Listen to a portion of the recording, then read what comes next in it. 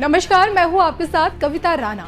सड़क से संसद तक बवाल है, नीट पेपर लीक पर घमासान है, छात्र आंदोलन उफान पर है और विपक्ष का जोरदार हंगामा है और संकट में मोदी सरकार है। लेकिन क्या आप ये बात जानते हैं कि आज की यही हकीकत साल के शुरुआती महीने यानी कि जनवरी में एस्ट्रो शर्मिष्ठा जी ने दिखा दी थी।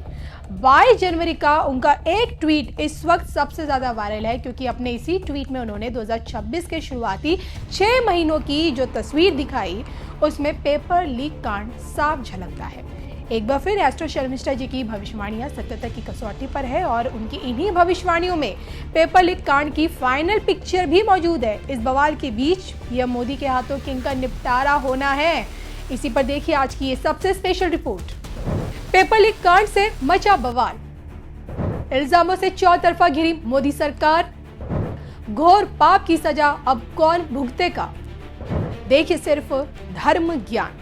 ठीक 2 महीने पहले नीट पेपर लीक मामले में देश के युवाओं ने शिक्षा मंत्री धर्मेंद्र प्रधान के खिलाफ हुंकार क्या भरी। राजधानी दिल्ली का जंतर मंतर छात्र आंदोलन का ठिकाना बन गया।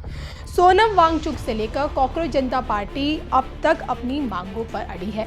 हालांकि प्रधानमंत्री नरेंद्र मोदी जी इस कांड को घोर पाप बताकर दोषियों को कड़ी से कड़ी सजा दिलाने का भरोसा जता रहे हैं, लेकिन क्या देश का युवा उन पर भरोसा करेगा? ये जानने के लिए एस्ट्रो शर्मिष्ठा जी की भविष्यवाणी को आज याद करना जरूरी बन जाता है। 22 जनवरी 2026 और समय 3:33। एस्ट्रो शर्मिष्ठा जी एक ट्वीट करती हैं और ये लिखती हैं, First 6 months of 2026 will be full of protest, accidents, tragedy, fire accidents, air mishaps, terrorist attacks and criticism of government. After that, government will be active enough to tackle everything smoothly. Till then, सावधान रहिए, सतर्क रहिए। शर्मिष्ठा जी की इस tweet में इस बात की भविष्यवाणी है कि 2026 के शुरुआती 6 महीनों में उग्र प्रदर्शन, दुर्घटनाएं, आतंकी हमले, हवाई दुर्घटना और मोदी सरकार की आलोचना जमकर होगी। हालांकि इसके बाद जैसे ही सरकार अपने एक्टिव मोड में आएगी, हर परिस्थिति का मुंह तोड़ जवाब देगी और फिर उसके बाद सब सामान्य हो जाएगा। गौर करने वाली बात यह है कि एस्ट्रो शर्मिष्ठा जी ने पीएम मोदी के लिए इस साल के शुरुआती 6 महीने पहले ही जोखिम भरे बता दिए थे, लेकिन इसके साथ ही उन्होंने पीएम मोदी को विकेट से विकेट परिस्थितियों से निकलने वाला महारथी भी बता दिया। यानी कि पेपर लीक कांड का निपटारा पीएम मोदी के हाथों ही होना है। हालांकि इसी मामले में एस्ट्रो शर्मिष्ठा जी का एक और ट्वीट इस वक्त वायरल हो रहा है, जिसमें उन्होंने पेपर लीक कांड की रियल पिक्चर दिखाने की कोशिश की है। वो अपने ट्वीट में साफ शब्दों में ये लिखती हैं, Agenda is not paper leak. If that would be the case, where were these idiots in Congress era when IIT JEE paper leak happened in 1997? AIIMS entrance exam paper leak happened in 2006 and 2011. CBSE leak in 2005. Railway recruitment paper leak in 2012. The list is too long. Are you going to say that Gen Z नहीं था? अरे तो Gen Z गधा है क्या? How Gen Z is allowing people to abuse भगवान श्री राम, माँ Sita, Indian Army? How are they demanding resignation of Dharmendra Pradhan? BJP government is the one who brought Prevention of Unfair Means Act in 2024 to stop paper leak and punish organized criminals involved with 5 to 10 years of jails or 1 crore penalty. The loss of students' life is definitely very tragic, but how are Prime Minister Modi, Bhagwan Shri Ram and every other right-wing guy accountant for this? Dear Modi ji, @Narendra Modi, stay strong in this tough phase. We are with you and you have the blessings of Shri Ram. You will sail through all the odds. @PMO Modi, BJP for India. Dharmendra Pradhan, BJP. Amit Shah, I have 10 reasons not to vote for BJP, but not a single reason to vote for anti-national elements of country. अब जो कि देखिए छात्रों के इस आंदोलन में विपक्षी ताकतें भी शुमार हो चुकी हैं और इसलिए संसद से लेकर पीएम आवास का घेराव तो किया ही जा रहा है। मोदी सरकार के आगे मांगे रखी जा रही है। खुद सामने आकर कांग्रेसी राहुल गांधी ने ये मांग रख डाली है कि पीएम मोदी इस मामले में पहले तो माफी मांगे, फिर धर्मेंद्र प्रधान और अमित शाह का वो इस्तीफा लें, मानसून सत्र में पेपर लीक पर पूरी तरह से चर्चा हो, छात्रों के साथ कथित मारपीट करने वाले पुलिस कर्मियों पर कार्रवाई हो, छात्रों के खिलाफ जो मामले दर्ज हुए हैं उनको वापस लिया जाए और शिक्षा व्यवस्था और परीक्षा प्रणाली में जल्द से जल्द सुधार किए जाने चाहिए ताकि भविष्य में ऐसी घटना ना हो। ये सारी की सारी मांगे, डिमांड्स राहुल गांधी जी यानी कि कांग्रेस की तरफ से रखी गई है मोदी सरकार के आगे।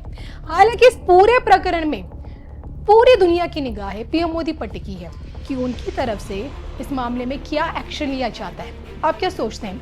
ये जो पूरा प्रकरण सामने आया है, जो चीजें इस वक्त देखने को मिल रही है, इसका क्लाइमेक्स क्या कहता है? कमेंट करके बताइएगा जरूर।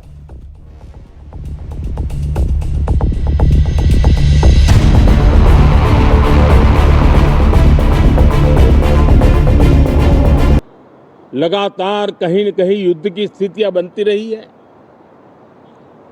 पश्चिम एशिया के युद्ध के कारण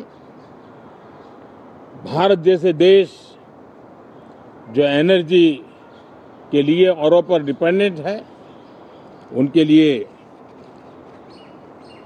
ये पश्चिम एशिया का युद्ध एक बहुत ही बड़ा संकट का कारण रहा। पेट्रोल, डीजल, एलपीजी, फर्टिलाइजर,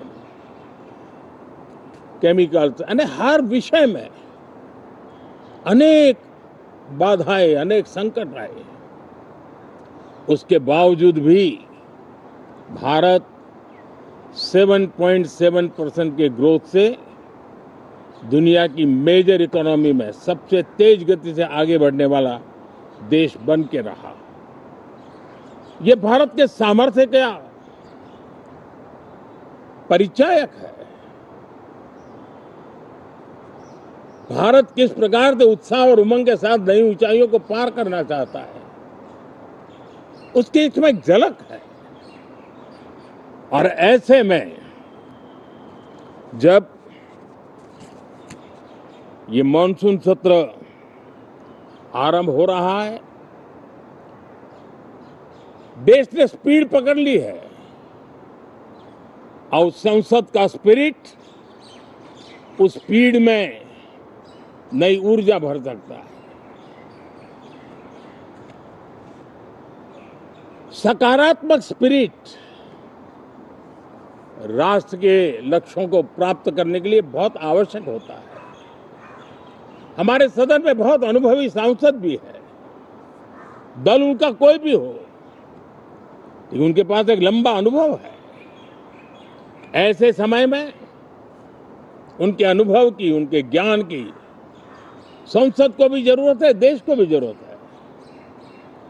और इसके लिए संसद का चलना, सार्थक चर्चा होना, मिलजुल करके देश को आगे ले जाने के संकल्प लेना, ये मैं समझता हूं कि बहुत ही समय की मांग है।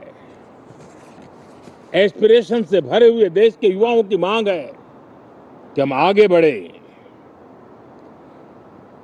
आज समय की मांग है कि राष्ट्र निष्ठा से भरे हुए,